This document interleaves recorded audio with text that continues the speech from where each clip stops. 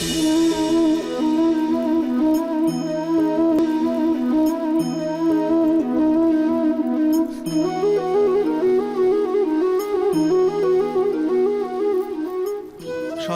ভবিষ্যৎ সুখে ভরে তোলার চেষ্টা, এই তো প্রত্যেক মাতা পিতার প্রথম কর্তব্য, যাদের আপনি এই সংসারে এনেছেন, যাদের কর্মের দ্বারা এই জগৎ আপনারও পরিচয় পাবে ভবিষ্যতে। তাদের ভবিষ্যৎ সুখদায়ক করার চেষ্টার চেয়ে অধিক গুরুত্বপূর্ণ আর কী বা হতে পারে? কিন্তু সুখ আর সুরক্ষা, এসব কি মানুষের কর্ম থেকেই প্রাপ্ত হয় না?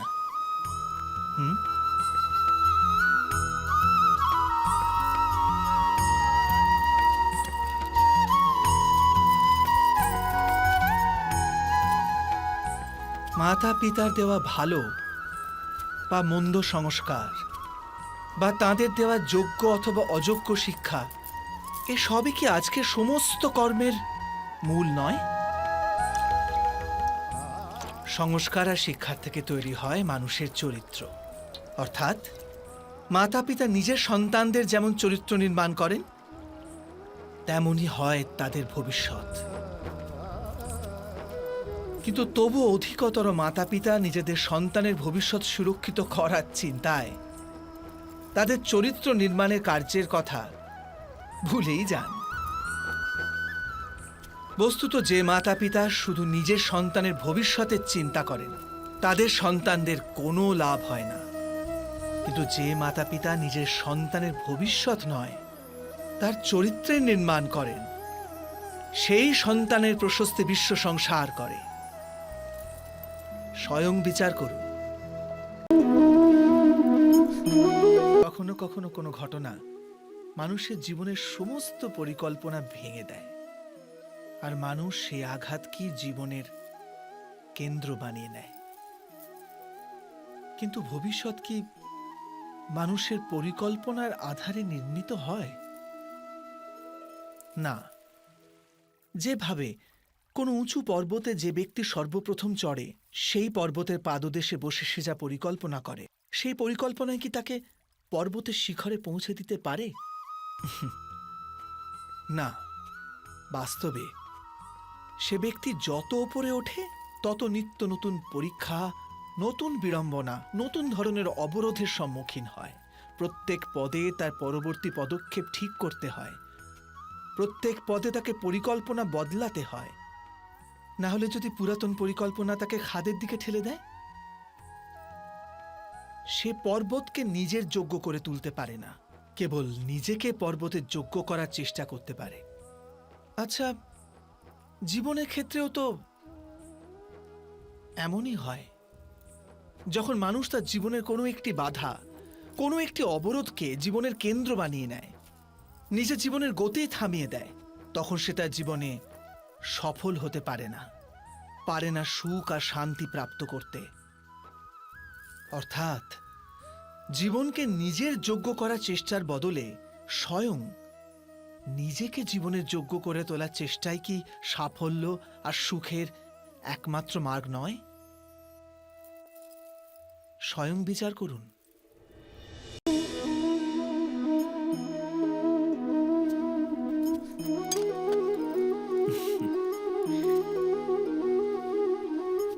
ভবিষ্যতের দ্বিতীয় নাম সংঘর্ষ। হৃদয়ে আজ যদি কোনো ইচ্ছা জাগে, যদি তা পূর্ণ না হয়, তবে হৃদয় ভবিষ্যতের পরিকল্পনা করে। ভবিষ্যতে ইচ্ছা পূর্ণ হবে এমন কল্পনা করতে থাকে। কিন্তু জীবন না লুকিয়ে আছে ভবিষ্যতে, না আছে অতীতে। জীবনের হদিশ তো আছে এই ক্ষণে, অর্থাৎ এই মুহূর্তের অনুভবেই রয়েছে জীবনের অনুভব। কিন্তু আমরা সব জেনে বুঝেও এটুকু সত্য মেনে নিতে পারি না।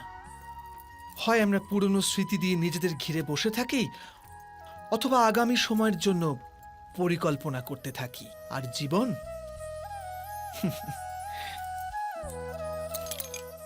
জীবন বয়ে চলে।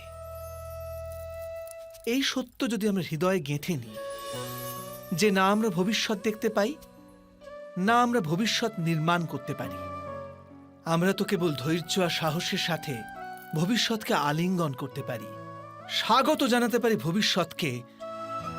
আর তবেই কি জীবনের প্রতি মুহূর্ত জীবনের দ্বারা মুখরিত হয়ে উঠবে না?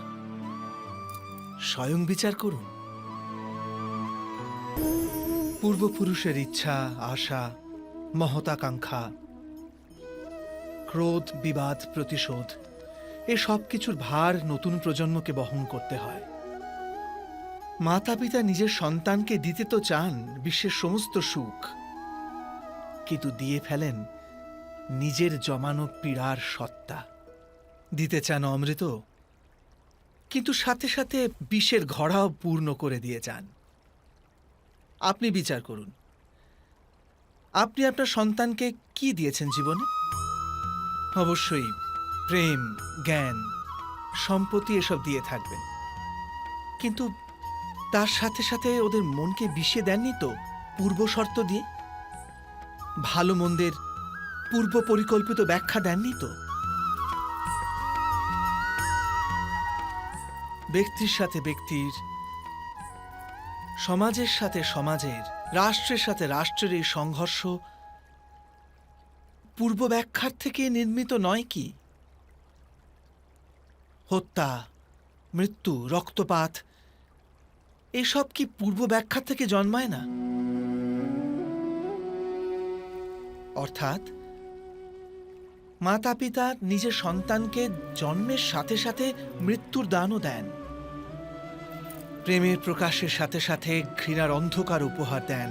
আর অন্ধকার মনের হোক, হৃদয়ের হোক বা বাস্তবিক হোক, তার থেকে কেবল ভয়ের উৎপত্তি হয়, কেবল ভয়।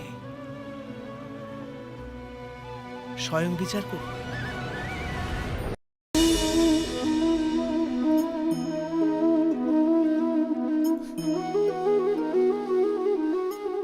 জগতে প্রত্যেক ব্যক্তির কোনো না কোনো দুর্বলতা অবশ্যই আছে। যেমন কেউ খুব অধিক বেগে দৌড়াতে পারে না, কেউ অধিক ভার গ্রহণ করতে পারে না, কেউ কোনো অসাধ্য রোগে পীড়িত হয়ে পড়ে, তো কেউ বিদ্যাপাঠ স্মরণে রাখতে পারে না। এরকম অনেক উদাহরণ আরো আছে। আপনি কি এমন কোনো ব্যক্তিকে জানেন যার সমস্ত প্রাপ্তি ঘটেছে? কিন্তু আমরা জীবনের একটি দুর্বলতাকে জীবনের কেন্দ্র বানিয়ে ফেলি, যে কারণবশত হৃদয়ে দুঃখ আর অসন্তোষ ঘিরে থাকে সদা। দুর্বলতা মানুষ জন্ম থেকে অথবা কোনো দুর্ঘটনার মাধ্যমে প্রাপ্ত করে, কিন্তু দুর্বলতাকে মানুষের মন নিজের অক্ষমতা বানিয়ে ফেলে। কিন্তু কিছু ব্যক্তি এমনও হন যারা নিজের পৌরুষ আর শ্রমের দ্বারা সেই দুর্বলতাকে পরাজিত করে দেন। কি বিভেদ আছে এদের আর অন্য লোকেদের মধ্যে? আপনি কখনো এর বিচার করেছেন? অতি সরল উত্তর আছে এই প্রশ্নে। যে ব্যক্তিকে দুর্বলতা পরাজিত করতে পারে না, যে পৌরুষের প্রমাণ দেবার সাহস রাখে হৃদয়ে, সেই দুর্বলতাকে পার করতে পারে। অর্থাৎ দুর্বলতা তো ঈশ্বর প্রদান করেন, কিন্তু নিজের সীমা, সীমা তো মানুষ নিজেই নির্মিত করে। স্বয়ং বিচার করুন।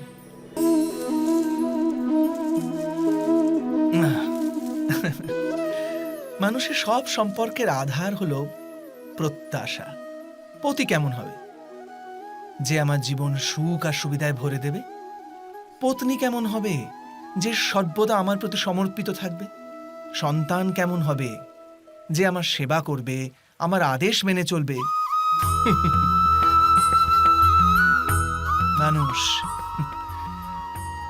মানুষ প্রেম তাকেই দিতে পারে যে তার প্রত্যাশা পূর্ণ করতে পারে। আর প্রত্যাশা নিয়তি হচ্ছে ভঙ্গ হওয়া। কি করে? কারণ প্রত্যাশা মানুষের মস্তিষ্কে জন্ম নেয়। কোন অন্য ব্যক্তি তার প্রত্যাশার কথা জানতেই পারে না। পূর্ণ করার প্রবল ইচ্ছে থাকলেও কোনো মানুষ কারোর সকল প্রত্যাশা পূর্ণ করতে পারে না। আর তার থেকেই জন্ম নেয় সংঘর্ষ। সকল সম্পর্ক সংঘর্ষে পরিবর্তিত হয়ে যায়।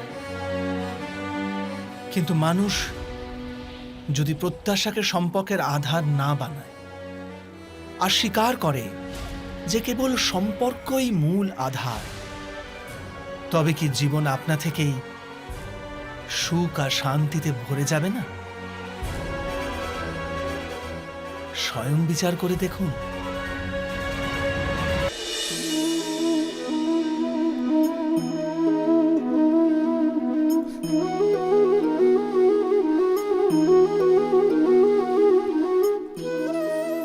জীবনের প্রতি ক্ষণ নির্ণয়ের ক্ষণ। প্রত্যেক পদে আগামী মুহূর্তের নির্ণয় করতে করতে যেতে হয়। আর নির্ণয় নিজের প্রভাব রেখে যায়। আজকের নেওয়া নির্ণয় ভবিষ্যতের জন্য সুখ বা দুঃখ লিখে রেখে দেয়। না কেবল নিজের জন্য, নিজের পরিবারের জন্যেও, আগামী প্রজন্মের জন্য বটে। যখন কোনো সংশয় সামনে এসে দাঁড়ায়, মন ব্যাকুল হয়ে যায়, অনিশ্চয়তায় ভরে যায়। নির্ণয়ের সেই ক্ষণ এক যুদ্ধে পরিণত হয় আর মন হয়ে ওঠে যুদ্ধভূমি। অধিকাংশ নির্ণয় আমরা সংশয় থেকে বার হওয়ার জন্য নিই না, কেবল মনকে শান্ত করার জন্য নিয়ে থাকি।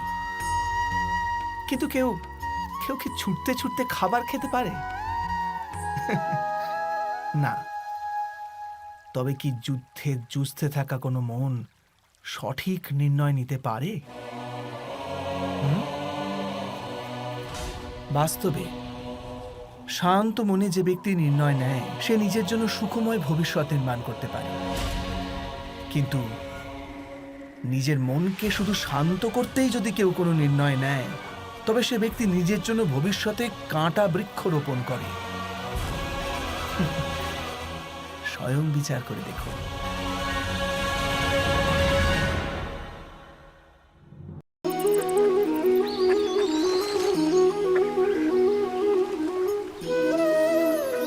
সময়ের প্রারম্ভ থেকে মানুষকে একটি প্রশ্ন সদাই পীড়া দেয়, যে তারা নিজের সম্পর্কগুলিতে অধিকতম সুখ আর ন্যূনতম দুঃখ কিভাবে লাভ করতে পারে।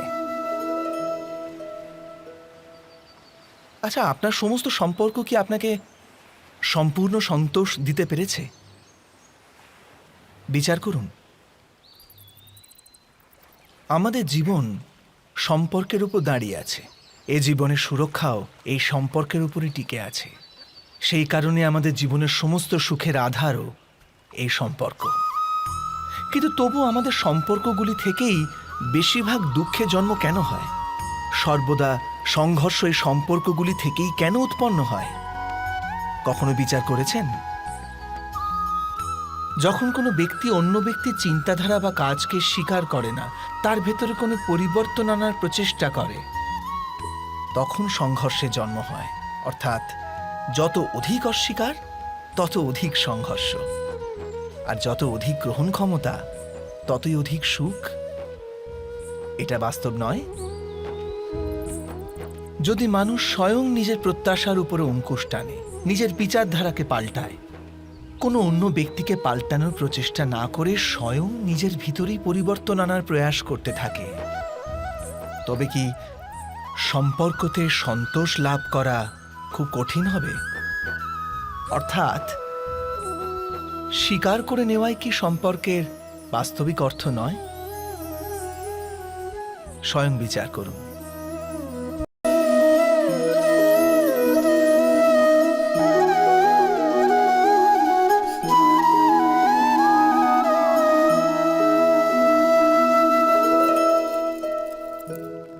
যখন কোনো ব্যক্তি কোনো ঘটনার ভিতরে অন্যায়কে দেখতে পায়, তখন সেই ঘটনা তার হৃদয়কে তছনছ করে দেয়।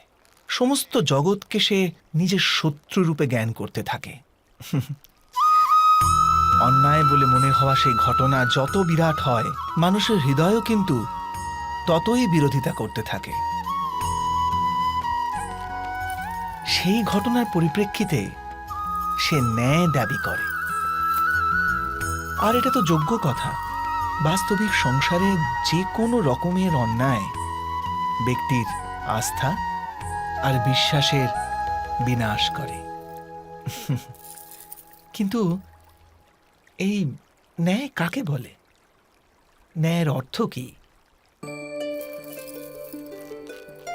অন্যায় যে করেছে সে যদি অনুতপ্ত হয়, আর যার উপর অন্যায় হয়েছে তার মনে যদি আবার বিশ্বাস জাগে সমাজের প্রতি, তাকেই তো ন্যায় বলে। কিন্তু যার হৃদয়ে ধৈর্যের স্থান নেই, সে ন্যায়ের পথ ছেড়ে দ্বন্দ্ব আর প্রতিশোধের পথ বেছে নেয়। হিংসার বদলে প্রতিহিংসার ভাবনা নিয়ে সে এগিয়ে যায়। স্বয়ং যা পীড়া ভোগ করেছে তার চেয়ে অধিক পীড়া অপরকে দেবার প্রয়াস করে। আর এই পথে চলতে গিয়ে অন্যায় যার উপর হয়েছে সেই স্বয়ং অন্যায় করে ফেলে। শীঘ্র সে অপরাধী হয়ে যায়। অর্থাৎ ন্যায় আর প্রতিশোধের মধ্যে খুব ক্ষুদ্র ফারাক থাকে, আর সেই ফারাকের নামই হল ধর্ম। এটা কি সত্য নয়? স্বয়ং বিচার করুন। দুই ব্যক্তি যখন নিকটে আসে তখন তারা একে অপরের জন্য সীমা আর মর্যাদা নির্ধারণ করার চেষ্টা অবশ্যই করে। আমরা যদি সমস্ত সম্পর্কগুলিকে বিচার করে দেখি, এই সমস্ত সম্পর্কের আধার সেই সীমারেখা যা আমরা একে অপরের জন্য নির্মাণ করি।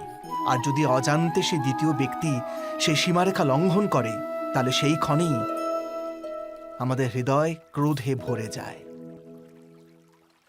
এই সীমারেখার বাস্তবিক রূপ কি আমরা কি কখনো বিবেচনা করেছি? সীমা বেঁধে দিয়ে আমরা দ্বিতীয় ব্যক্তিকে নির্ণয় করার অনুমতি দিই না, নিজের নির্ণয় সেই ব্যক্তির উপর চাপিয়ে দিই। অর্থাৎ তার স্বতন্ত্রতাকে অস্বীকার করি আমরা। আর যখন স্বতন্ত্রতাকে অস্বীকার করা হয় তখন তার হৃদয় দুঃখে ভরে যায়।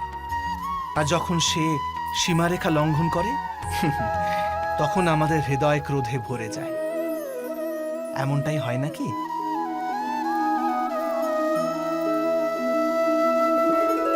কিন্তু যদি আমরা একে অপরের স্বতন্ত্রতাকে সম্মান করি, তাহলে কোনো সীমার প্রয়োজনীয়তাই পড়ে না। অর্থাৎ যে প্রকারে বোঝাপড়া যে কোনো সম্পর্কের দেহ, ঠিক সেইভাবেই স্বতন্ত্রতা সে সম্পর্কের আত্মার নয় কি? স্বয়ং বিচার করুন।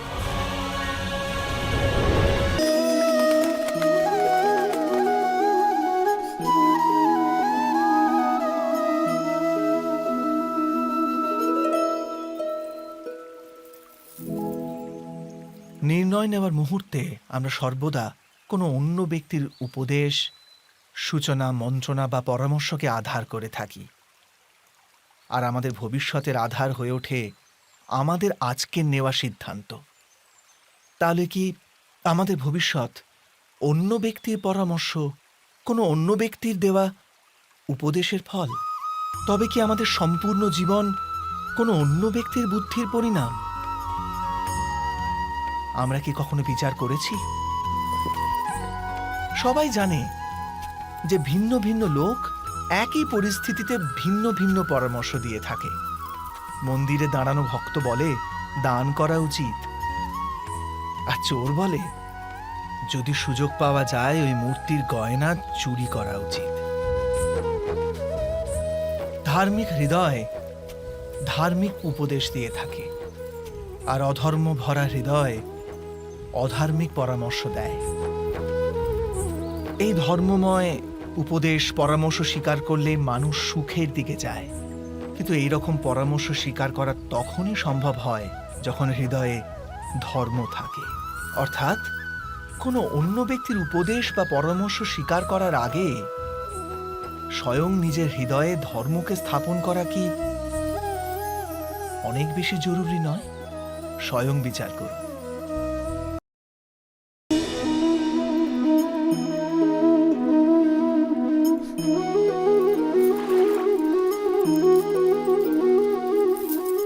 পিতা সর্বদা নিজের সন্তানের সুখেরই কামনা করে, তার ভবিষ্যতের সুখের চিন্তায় মগ্ন থাকে,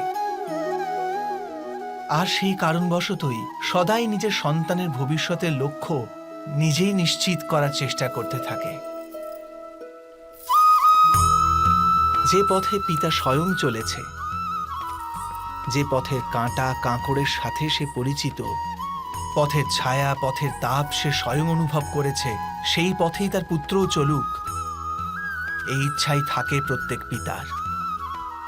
নিঃসন্দেহে এ এক উত্তম ভাবনা, কিন্তু তিনটি প্রশ্নের উত্তর বিচার করতে আমার ভুলেই যায়। কি সেই প্রশ্ন? প্রথম প্রশ্ন, এই সময়ের সাথে সাথে প্রত্যেক পথের পরিবর্তন হয় নাকি? সময় কি সর্বদা নতুন পরীক্ষার সম্মুখীন করে না? তাহলে বিগত সময়ের অভিজ্ঞতা নতুন প্রজন্মকে কি লাভ দিতে পারে? দ্বিতীয় প্রশ্ন, প্রত্যেক সন্তানই কি তার মাতা পিতার প্রতিচ্ছবি হয়? হ্যাঁ, সন্তানকে তার শিক্ষা তো অবশ্যই তার মাতা পিতা প্রদান করেন, কিন্তু অন্তরের ক্ষমতা? অন্তরের ক্ষমতা ঈশ্বরের দান। তবে যে পথে চলে পিতা সাফল্য পেয়েছে, এটা কি নিশ্চিত যে সেই পথে চলে তার সন্তানও সাফল্য আর সুখ লাভ করতে পারবে? তৃতীয় প্রশ্ন, জীবনের সংঘর্ষ আর পরীক্ষায় কি লাভ প্রদান করে না? প্রত্যেক নতুন প্রশ্ন কি এক নতুন উত্তরের দ্বার খুলে দেয় না? তবে কি সন্তানদের নতুন নতুন প্রশ্ন, সংঘর্ষ আর পরীক্ষা থেকে দূরে রাখলে তা কি তাদের পক্ষে খুব লাভজনক হবে, নাকি তাদের ক্ষতিই করবে? অর্থাৎ যেমনভাবে সন্তানের ভবিষ্যৎ নির্মাণ করার বদলে তার চরিত্রের নির্মাণ করাই শ্রেয়, তেমনি সন্তানের ভবিষ্যতের পথ নির্ধারণ করার বদলে তাদের নতুন নতুন সংঘর্ষের সাথে লড়াই করতে পারার মনোবল আর জ্ঞান প্রদান করা, এটাই কি লাভজনক নয়? স্বয়ং বিচার করে দেখুন। সবার জীবনে এমন মুহূর্ত অবশ্যই আসে যখন সত্য বলার নিশ্চয়তা থাকে হৃদয়ে, কিন্তু মুখ থেকে সত্যটা বেরোতেই পারে না। কোনো ভয় মনকে এমনই ঘিরে রাখে। কোনো ঘটনা বা প্রসঙ্গ সম্পর্কে কথা বলা, অথবা নিজের কোনো ভুল হয়ে গেলে সেই সম্বন্ধে কথা বলা, এটাই কি সত্য কথা বলা? না, এ তো কেবল তথ্যটুকু, অর্থাৎ যেমন ঘটেছে শুধু সেইটুকু ব্যক্ত করা, এ সামান্য ব্যাপার। কিন্তু কখনো কখনো সেই তথ্যটুকু বলতে গিয়েও ভয় হতে থাকে। কখনো আবার অন্য ব্যক্তি কি ভাববে সেই দুশ্চিন্তা হয় মনে। অন্য কারো দুঃখ হবে এই ভয়টাও সত্যকে আটকায়। তবে এই সত্য কাকে বলে আমরা কি কখনো বিবেচনা করেছি? যখন ভয়কে তুচ্ছ করেও কোনো তথ্য বলে দেওয়া হয়, তবে তাকে সত্য বলা হয়। বাস্তবে সত্য আর কিছুই না, কেবল নির্ভীকতারই অপর নাম। আর নির্ভীক হওয়ার কোনো সময় হয় না, কারণ নির্ভীকতা আত্মারই এক স্বভাব।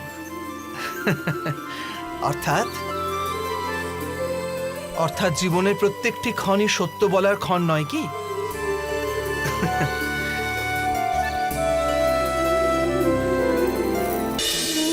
যখন কারো আশা ইচ্ছা ভঙ্গ হয়ে যায়, তখন তার হৃদয় ক্রোধে ভরে ওঠে। যে ব্যক্তিকে সে নিজের অপরাধী মনে করে তাকে দণ্ড দেবার প্রচেষ্টা করে। কিন্তু আমাদের ইচ্ছা বা আশা ভঙ্গ হওয়া সর্বদাই কি কারো অপরাধে হয়? ইচ্ছা অপূর্ণ থাকার তো অনেক কারণ হতে পারে। কিছু ইচ্ছা দৈবের কারণে ভঙ্গ হয়, আর কিছু নিয়তির জন্য। আর কখনো কখনো ইচ্ছা স্বরূপই এমন হয় যে তা কখনো পূর্ণ হতে পারে না। বিনা পরিস্থিতি বিচার করেই কাউকে অপরাধী মেনে নেওয়া ন্যায় নয়।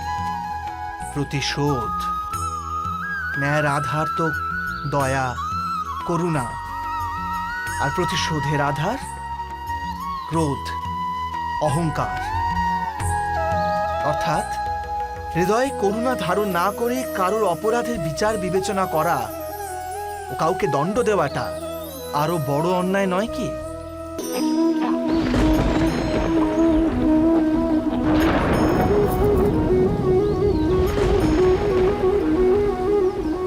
সংকেত বা পূর্বাভাসের উপর নির্ভর করে আমরা ভবিষ্যতের সুখ দুঃখের কল্পনা করি। ভবিষ্যতে দুঃখের কারণ দূর করার জন্য আমরা আজ পরিকল্পনা করি। কিন্তু কালকের সংকটকে আজ নির্মূল করার চেষ্টা করলে আমরা লাভবান হই নাকি আমরা ক্ষতিগ্রস্ত হই, এই প্রশ্ন নিজেদের করি না।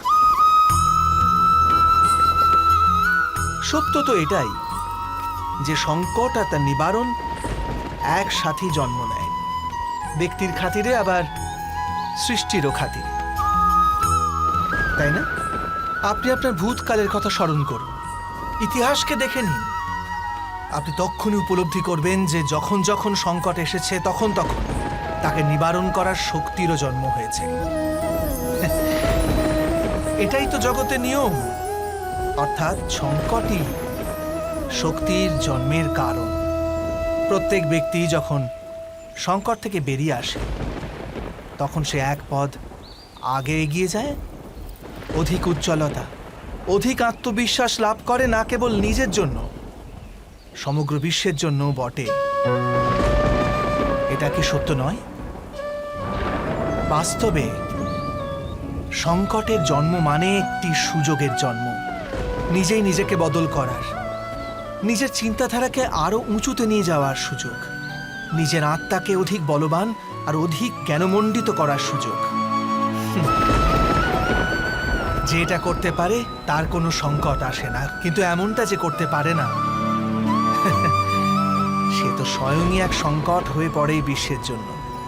বিবেচনা করুন।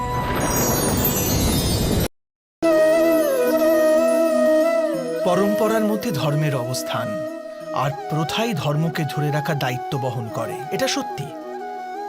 কিন্তু কেবল প্রথাকেই কি ধর্ম বলে? বিবেচনা করুন।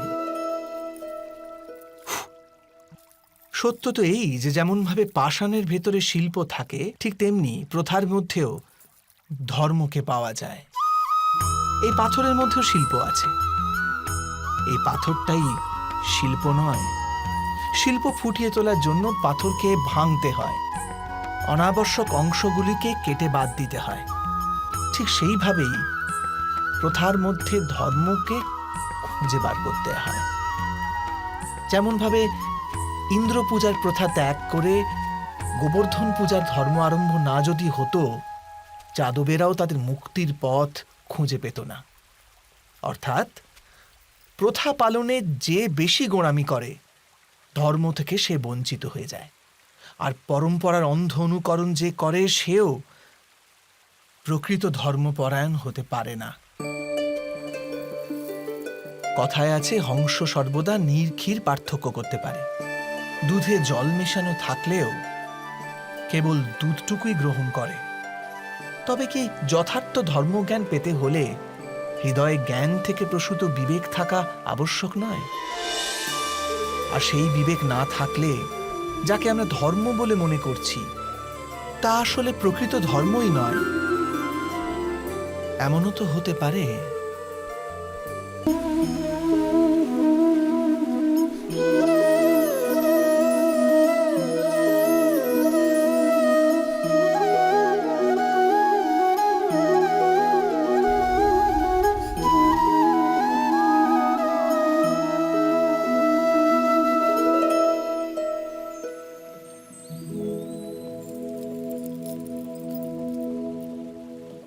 ভবিষ্যৎকে আধার করে সবাই আজকে নির্ণয় করতে চায় ভবিষ্যতে সুখ লাভ হবে, ভবিষ্যৎ সুরক্ষিত হবে, এমন নির্ণয় আজ করার প্রয়াস করতে থাকে সবাই।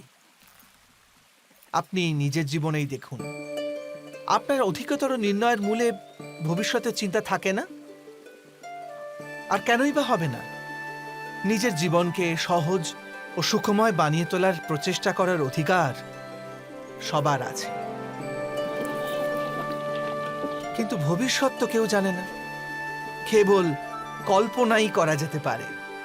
তবে জীবনের সমস্ত গুরুত্বপূর্ণ নির্ণয় কল্পনার ওপর নির্ভর করেই আমরা করি। এই নির্ণয় করার কোনো তৃতীয় পথ হতে পারে?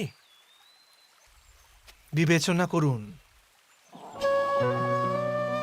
সমস্ত সুখের আধার ধর্ম, আর সেই ধর্ম মানুষের হৃদয়ে স্থাপিত।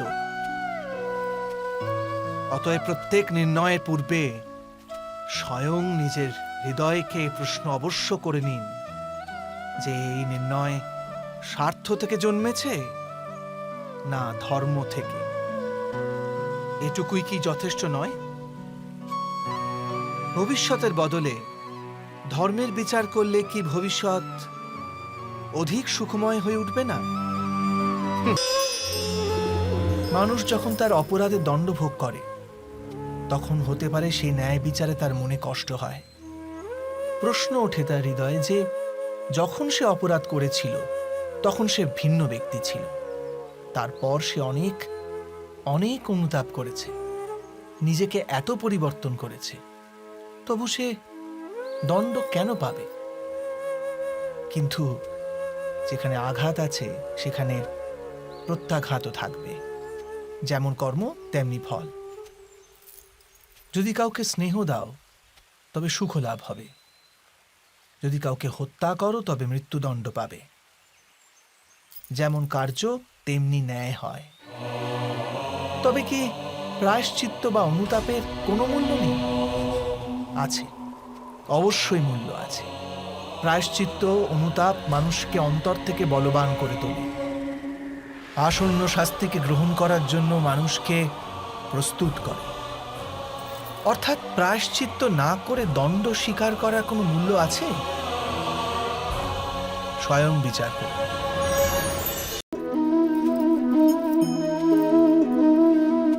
মানুষের জীবনের চালক হল ভয়। মানুষ সর্বদা ভয়ের কারণ ঠিক খুঁজে নেয়। জীবনে যে পথ আমরা বেছে নিই সেই বেছে নেওয়ার পিছনেও আমাদের ভয়ই কাজ করে। কিন্তু এই ভয় কি বাস্তবিক? বিবেচনা করুন।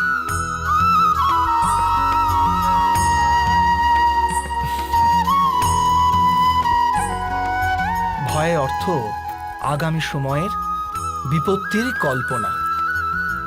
কিন্তু সময়ের প্রভু কে? না আমরা সময়ের প্রভু, আর না আমাদের শত্রু অথবা আমাদের প্রতিস্পর্ধী। সময় তো ঈশ্বরের অধীনে চলে। তাহলে যদি কেউ আপনার ইচ্ছে করে ক্ষতি করার পরিকল্পনা করতে থাকে, তবে কি সে বাস্তবে আপনাকে ক্ষতিগ্রস্ত করতে পারে? না। কিন্তু ভয়ে পরিপূর্ণ হৃদয় আমাদের অধিক ক্ষতি করে। এটাই কি সত্য নয়?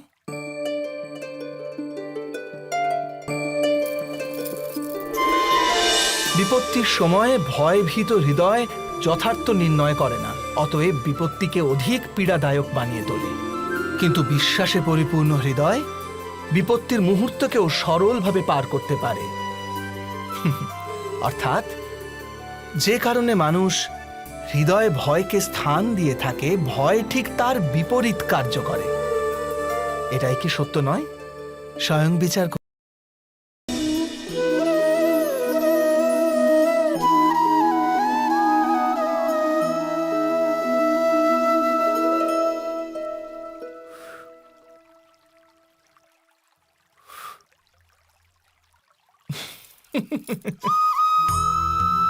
জীবনে আসন্ন সংকটের সম্মুখীন হওয়ার জন্য মানুষ যখন নিজেকে অযোগ্য মনে করে, যখন তার নিজের শক্তির উপর বিশ্বাস থাকে না, তখন সে সদ্গুণ ত্যাগ করে দুর্গুণ আপন করে নেয়। সম্ভবত মানুষের জীবনের কলুষ বৃত্তি তখনই জন্ম নেয় যখন তার অন্তরে আত্মবিশ্বাস থাকে না। আত্মবিশ্বাসী শিষ্টের ধারণ করে। এই আত্মবিশ্বাস কাকে বলে?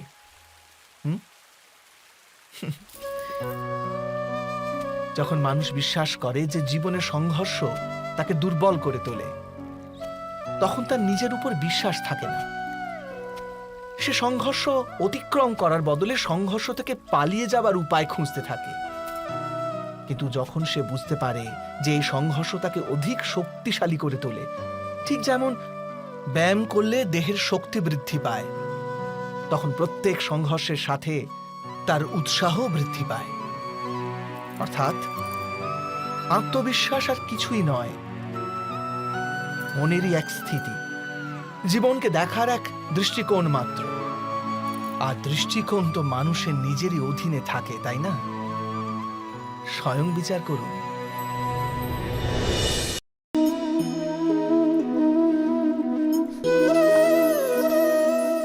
ক্ষমতার লালসা সবারই হৃদয়কে ঘিরে থাকে। প্রত্যেক ব্যক্তি নিজেরই এক রাজত্ব নির্মাণ করার চেষ্টা অবশ্যই করে। সেই রাষ্ট্র পুরো রাষ্ট্রের মতো অত বৃহৎ হোক অথবা নিজের পরিবারই হোক, সে ক্ষমতা লাভ করার প্রয়াস অবশ্য করে। কিন্তু ক্ষমতার বাস্তবিক রূপ কি আমরা কি কখনো বিবেচনা করেছি? একটি মানুষ যত অধিক ব্যক্তির জীবনকে প্রভাবিত করতে পারে, যত অধিক ব্যক্তির স্বতন্ত্রতার উপর অঙ্কুশ টানতে পারে, ততই অধিক ক্ষমতার অনুভব করে সে। ক্ষমতার প্রকৃত রূপই হল অন্যের জীবনের ওপর স্বয়ংের প্রভাব। কিন্তু বাস্তবে প্রভাব প্রেম, দয়া, করুণা ও ধর্ম থেকে উৎপন্ন হয় নাকি? যখনই মানুষ কঠোরতা আর অধর্মের মাধ্যমে ক্ষমতা প্রাপ্ত করার প্রয়াস করে, তখনই সে অন্যের হৃদয়ে বিরোধিতা অথবা বিদ্রোহের জন্ম দেয়। আর পরিণাম অনেকটা এই রকম। হ্যাঁ, কিছু সময়ের জন্য সে নিজের প্রভাব ও শক্তির বিকাশ অবশ্য অনুভব করে, কিন্তু তা বাস্তবিক ক্ষমতা নয়। এই কারণে ভৃগু আর বশিষ্ঠের মতো ঋষিদের আজও পূজা করা হয়, রাবণ বা হিরণ্যকশিপুদের নয়। এ সম্বন্ধে আপনি অবশ্যই বিচার করবেন, সত্য বলেছি কিনা।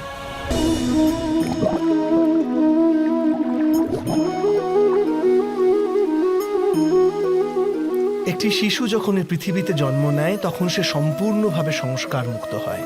তখন তার অন্তরে না কোনো সুসংস্কারের চিহ্ন অঙ্কিত থাকে, না কোনো অপসংস্কারে।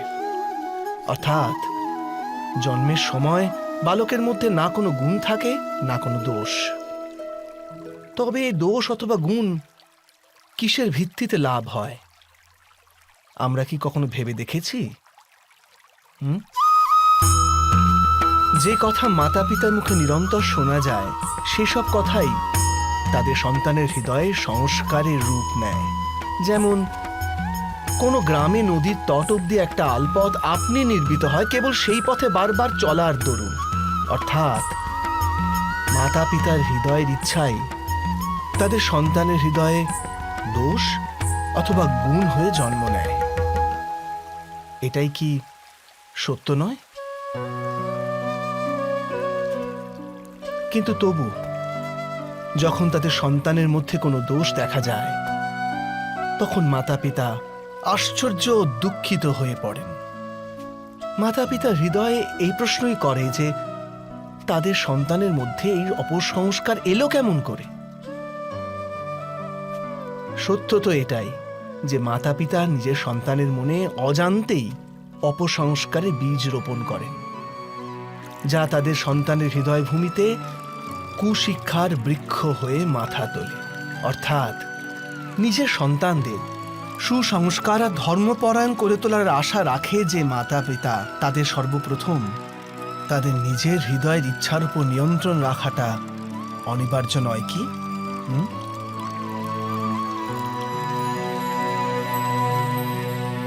প্রত্যেক মাতা পিতা এ বিষয়ে বিচার অবশ্যই করবেন।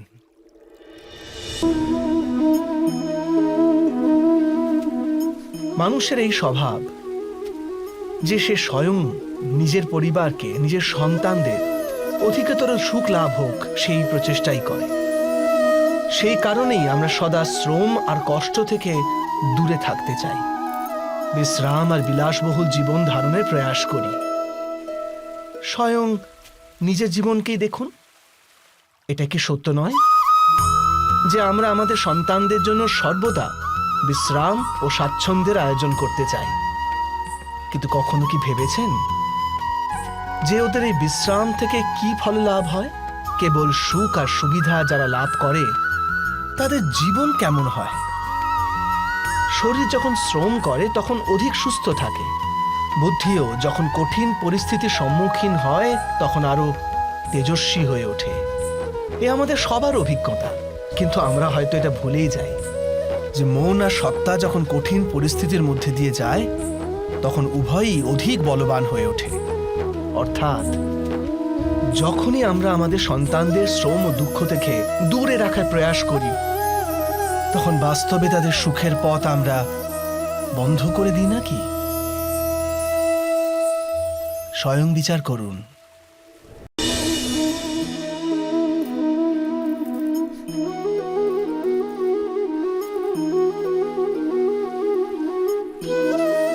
জ্ঞান প্রাপ্তি সর্বদা সমর্পণের মাধ্যমেই হয়, এ আমরা সকলেই জানি।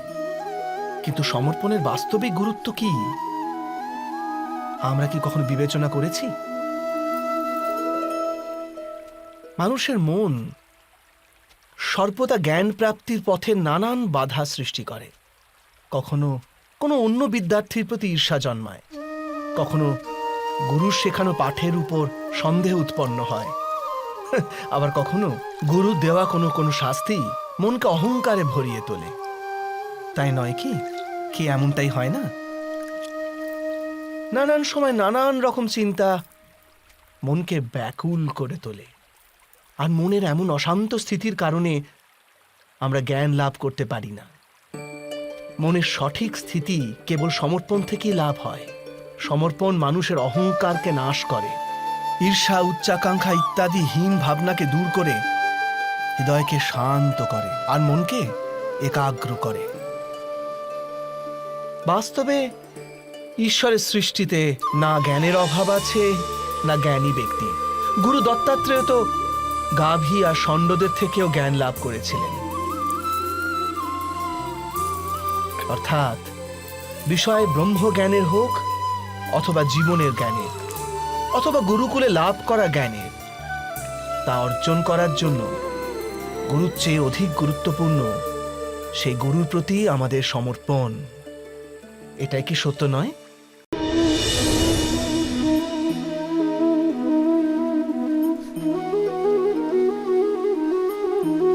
একই গুরুর কাছে শিক্ষা লাভ করা সকল শিষ্য এক সমান বিদ্যা লাভ করতে পারে না।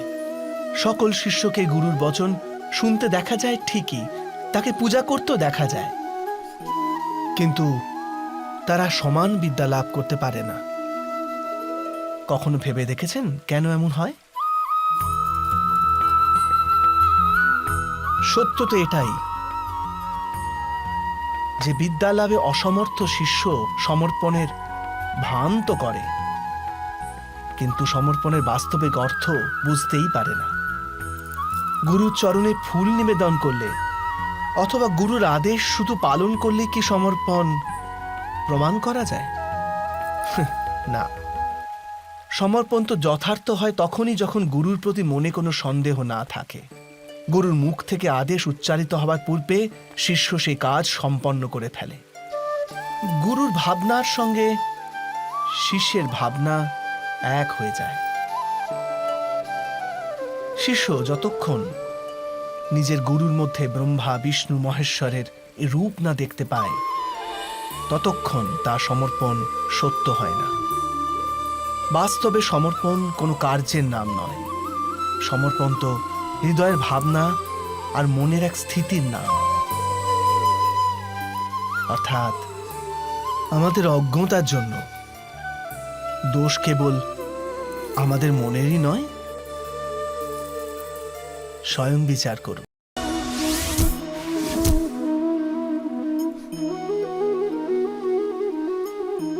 শ্রেষ্ঠত্বের অর্থ কি? শ্রেষ্ঠ হওয়ার অর্থ হলো অন্যদের চেয়ে অধিক জ্ঞান অর্জন করা। অর্থাৎ গুরুত্ব এ বিষয় নয় যে কত জ্ঞান স্বয়ং অর্জন করল কেউ। গুরুত্ব এই বিষয়ে যে লাভ করা জ্ঞান অন্য ব্যক্তিদের চেয়ে অধিক কিনা। অর্থাৎ শ্রেষ্ঠ হওয়ার ইচ্ছা জ্ঞান প্রাপ্তির বাসনাকেও এক প্রতিযোগিতা বানিয়ে তোলে। আর প্রতিযোগিতায় বিজয় শেষ বিজয় হয় না।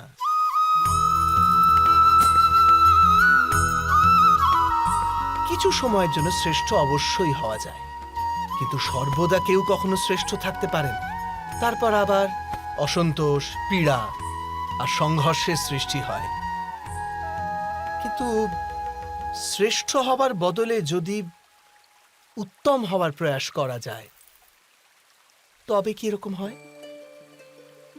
উত্তমের অর্থ হলো যা যা প্রাপ্ত করা যায় সেই সমস্ত অর্জন করা, কারোর চেয়ে অধিক লাভ করার ইচ্ছা থেকে নয়, শুধুমাত্র আত্মার তৃপ্তির জন্য কিছু অর্জন করা।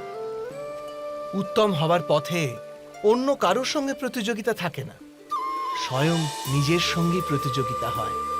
অর্থাৎ উত্তম হবার চেষ্টা যে করে সে কখনো না কখনো সমস্ত জ্ঞান অর্জন করে ফেলে। প্রয়াস না করেই সে শ্রেষ্ঠ হয়ে ওঠে। কিন্তু যে শ্রেষ্ঠ হবার প্রয়াস করে সে শ্রেষ্ঠ হোক বা না হোক, উত্তম কখনোই হতে পারে না।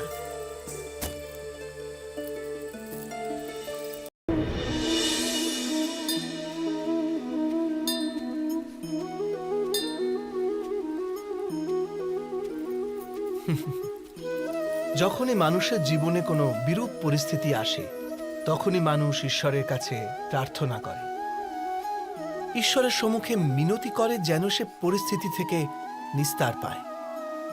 কিন্তু এই প্রার্থনার বাস্তবিক রূপ কেমন হয়, সেটা কি আমরা কখনো বিবেচনা করেছি? প্রার্থনার অর্থ হল নিজের সমস্ত আকাঙ্ক্ষা, সমস্ত চিন্তা, সমস্ত সংকল্প বিকল্প, সমস্ত পরিকল্পনা ঈশ্বরের চরণে দান করা। অর্থাৎ নিজের কর্মের ফল কি হবে সেই নিয়ে চিন্তা না করে ধর্মের অনুরূপ কর্ম করা। ঈশ্বরের পরিকল্পনাকেই নিয়তি বলে মেনে নেওয়া, সেটাই তো প্রার্থনা, তাই না? কিন্তু ঈশ্বরের সমস্ত পরিকল্পনা বোঝাটা সম্ভব কি?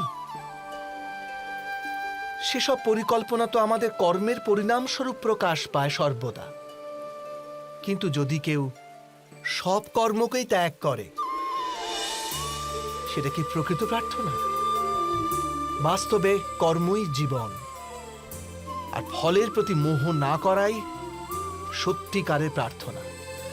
যে প্রার্থনা কর্মের পথে বাধা হয়ে দাঁড়ায়, মানুষকে কার্যই করতে না দেয়, সেটা প্রার্থনা না পরাজয়?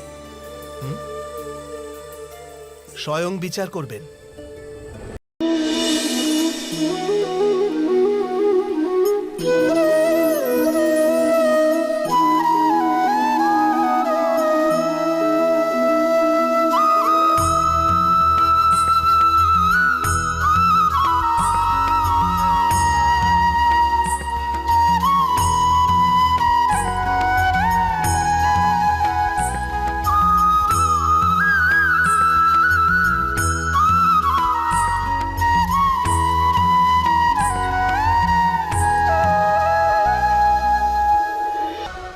ধর্ম, ধর্মের বিষয়ে সবাই চিন্তা করে। কেউ নিজের ধর্মের বিষয়ে, কেউ অন্যের ধর্মের বিষয়ে, কারো অধর্মের বিষয়ে আলোচনা হতেই থাকে। এমন কেউ নেই যে ধর্মের বিষয়ে চিন্তা করে না। কিন্তু বাস্তবে ধর্ম কাকে বলে? কেউ কি সত্যি তা বুঝতে পারে? ধর্ম মানুষকে অন্য মানুষের সঙ্গে, সমস্ত সৃষ্টির সঙ্গে একাত্ম হয়ে বাঁচার জ্ঞান দেয়। সেই কারণেই কোনো ধর্মস্থলে গিয়ে মানুষ সর্বদাই শান্তি লাভ করে। সেটা কি আপনার অভিজ্ঞতা নয়? অর্থাৎ ধর্ম মানুষের সমস্ত সংঘর্ষ বিনাশ করে। কিন্তু এটা কি করে সম্ভব যে কোনো মানুষের অন্য কারোর সঙ্গে কোনো সংঘর্ষ হবে না? বিবেচনা করুন, যেখানে প্রেম আছে সেখানে সংঘর্ষ থাকে নাকি? আপনি বলবেন হ্যাঁ, অবশ্যই থাকে। কিন্তু আপনি আর একটু ভাবলে তবে বুঝতে পারবেন, যেই ক্ষণে সংঘর্ষ হয় সেই ক্ষণে সমস্ত প্রেম বিস্মৃত হয়ে যায়, আর তারপর ইচ্ছা জাগে, অহংকার জাগে, ক্রোধ জাগে, কিন্তু প্রেম না, প্রেম আর জাগে না। কারণ যেখানে প্রেম জাগ্রত থাকে সেখানে সমস্ত বিবাদ, সমস্ত সংঘর্ষ, সমস্ত বচসা বিনষ্ট হয়ে যায়।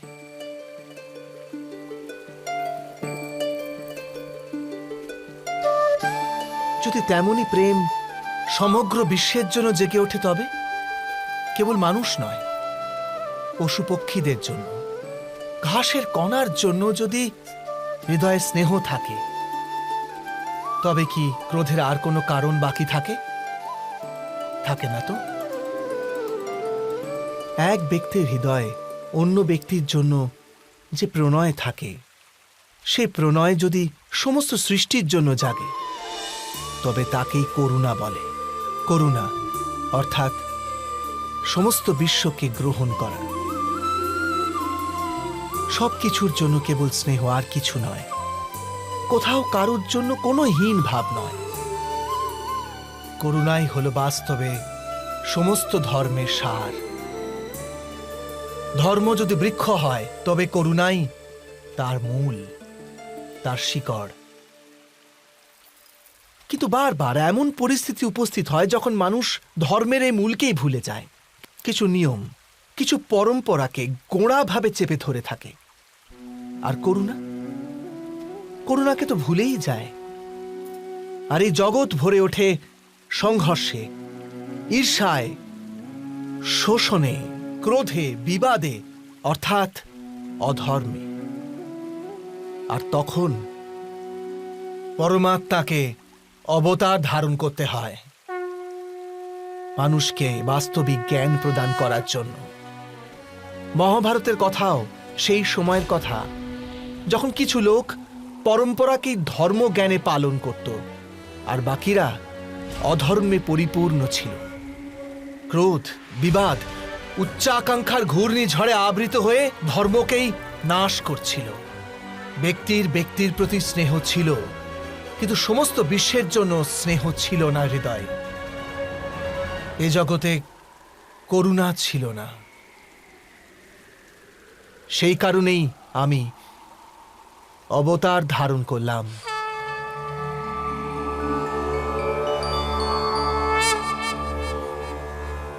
পরিত্রাণায় সাধুনাং, সাধুজনদের পরিত্রাণ করার জন্য, বিনাশায় চ দুষ্কৃতাং, কুকর্ম যারা করে তাদের নাশ করার জন্য, ধর্ম সংস্থাপনার্থায়, ধর্মের স্থাপনা করার জন্য আমি বাসুদেব কৃষ্ণ প্রবেশ করতে চলেছি মহাভারতের এই কাহিনীতে।